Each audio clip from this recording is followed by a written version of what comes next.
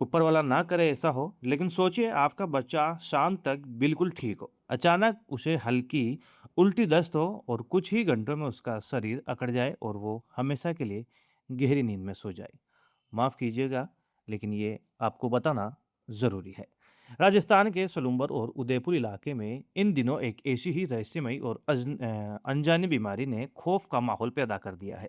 अब तक 7 मासूम बच्चे इस अनजान बीमारी का शिकार होकर दम तोड़ चुके हैं।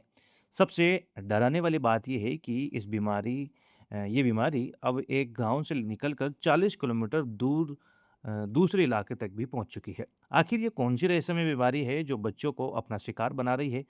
इसके लक्षण क्या है और सरकार इसे रोकने के लिए क्या कर रही है? आइए हर माता-पिता के लिए बेहद ज़रूरी इस खबर का आसान भाषा में पूरा विश्लेषण करते हैं।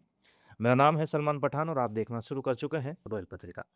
आज हम राजनीति की नहीं बल्कि आपके बच्चे की जान से जुड़े उस सबसे बड़ी और डराने वाली खबर की बात कर रहे हैं जिसने राजस्थान के चिकित्सा विभाग से लेकर चीफ सेक्रेटरी तक की नींद उड़ा दी है।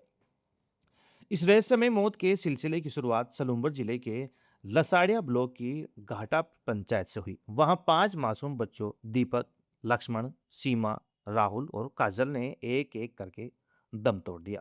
प्रशासन को लगा कि शायद बीमारी उसी इलाके तक सीमित है, लेकिन अब एक और बुरी खबर सामने आई है।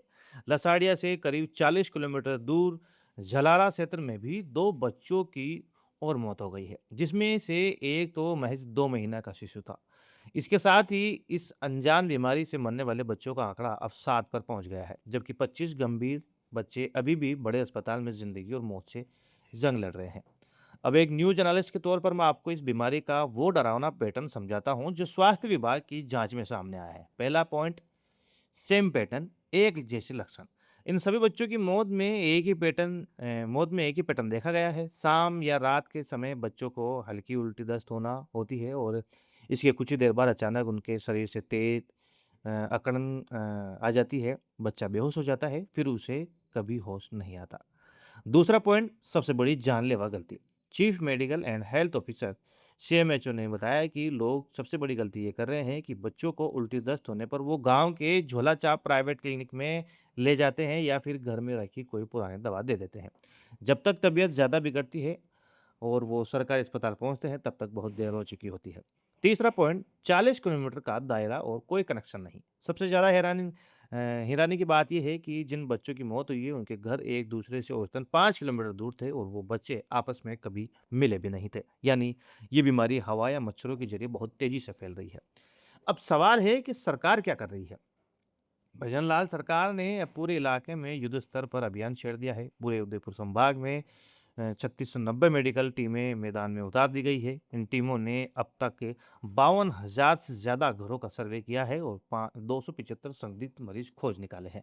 मच्छरों को मारने के लिए दवाइयाँ छिड़की जा रही है और ब्लड सैंपल लिए जा रहे हैं। पटवारी से लेकर राज्य के चीफ सेक्रेटरी तक हर घंटे की रिपोर्ट ले रहे हैं। रॉयल पत्रिका की आप सभी माता पिता से हाथ जोड़कर अपील है। मौसम बदल रहा है। अगर आपके बच्चों को उल्टी, दस्त या बुखार जैसे कोई भी लक्षण दिखे, तो कृपया घर की पुरानी दवा या प्राइवेट क्लिनिक के भरोसे न रहे। तुरंत सबसे नज़दीकी बड़े हॉस्पिटल भागें। समय पर इलाज ही एकमात्र बचाव है। इस वीडियो को अपने परिवार और दोस्तों के हर व्हाट्सएप ग्रुप में ज़रूर शेयर करें ताकि जागरूकता फैले और किसी और मासूम की जान न जाए। जन सरोकार से जुड़ा हर अहम खबर के लिए सब्सक्राइब करें हमारा चैनल। आप देख रहे थे रॉयल पत्रिका और मैं हूं आपके साथ सलमान पठान। जय हिंद।